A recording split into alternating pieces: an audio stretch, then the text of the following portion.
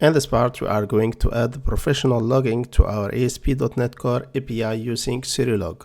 So far, our API has a clean structure, validation, authentication, authorization, services, pagination, and global exception handling. But in real production systems, it's not enough. For the API to work, we also need to understand what is happening inside the application.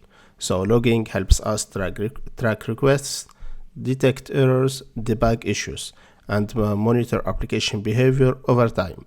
Instead of relying only on the console output provided by ASP.NET Core, we will configure Serilog, which gives us structured logs, better formatting, and the ability to write logs to files.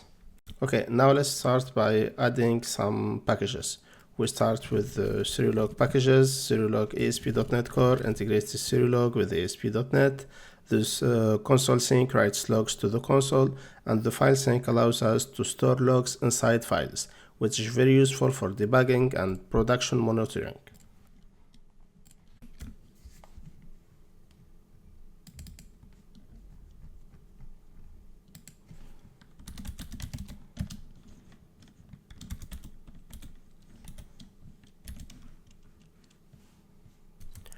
Now we configure Serilog at the very beginning of program.cs.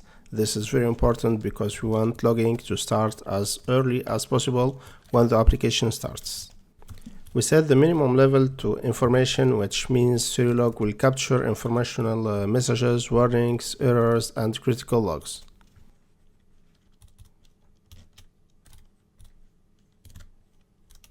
Then we add two outputs, the console and the file.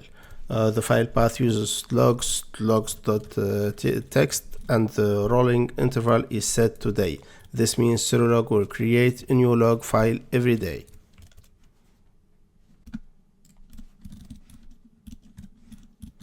Next, we enable Serilog request logging. This middleware automatically logs HTTP requests, including the methods, paths, status code, and execution time. This is very useful because we can now see every request that enters the API and how long it takes to process. Our global exception middleware already uses iLogger to log unhandled exception. Since we configure Serilog as the logging provider, these errors will now be captured by Serilog and written to both the console and the log files. So this is a very big improvement because every unexpected errors will be now stored and traceable inside files.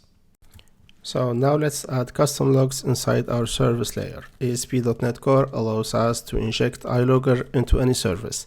Here we inject iLogger of product service. This gives the logger that is automatically associated with the product service class.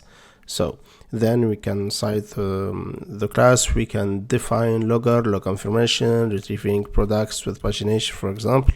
We can show how many pages, the page sizes, and how many elements we have inside of it.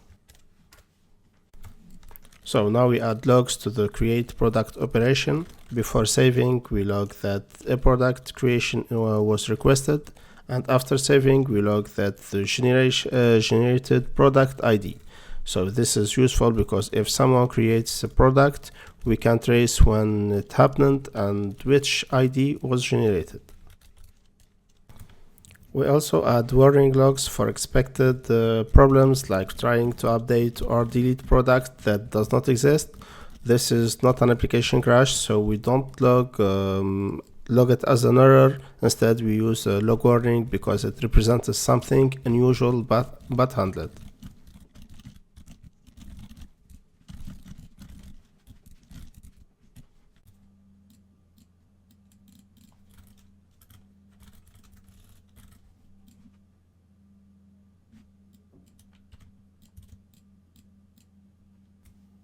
Now we run the application and test different endpoints from Swagger.